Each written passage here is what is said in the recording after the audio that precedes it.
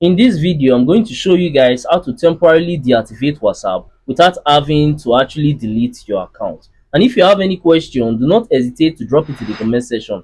I'm going to reply immediately once I see it. And do consider smashing that subscribe button if you find this video helpful. Alright, let's get right to it. Now, if you keep receiving messages on WhatsApp and you actually just need a break from the app without having to actually delete your account, then on this video, I'm going to show you guys two methods to get that done. Now, the first method, simply open your settings on your device. Once in your settings, simply search for notifications. Then open your notifications and then search for WhatsApp. So normally it's not going to show recently, so you have to click on more.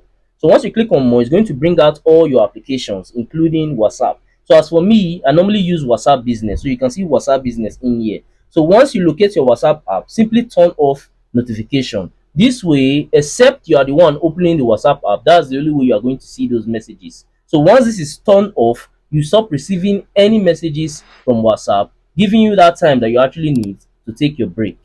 Now, the second method to actually do this is still on settings. So let's quickly open up my settings.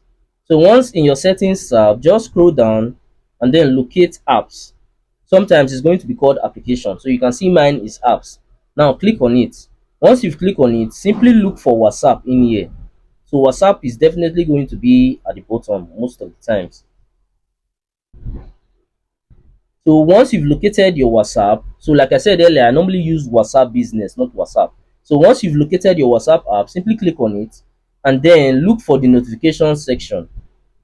Once you've located it and you have clicked on it, you see at the top it's going to say show notifications is turned on. So all you have to do is just turn it off. Once you've done this, you won't be receiving any messages or notifications from WhatsApp, which means you'll be able to take that break that you have been looking for from WhatsApp.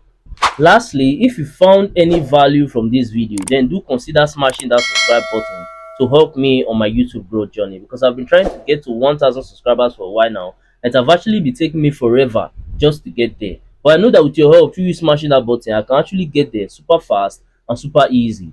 Also, by now, I think you might be seeing some of my similar videos or some of my playlists on your screen. So if you have some free time, you can go ahead and also watch that to learn more from my channel, because we learn every day. And that's it for that. I'm going to see you guys in my next video.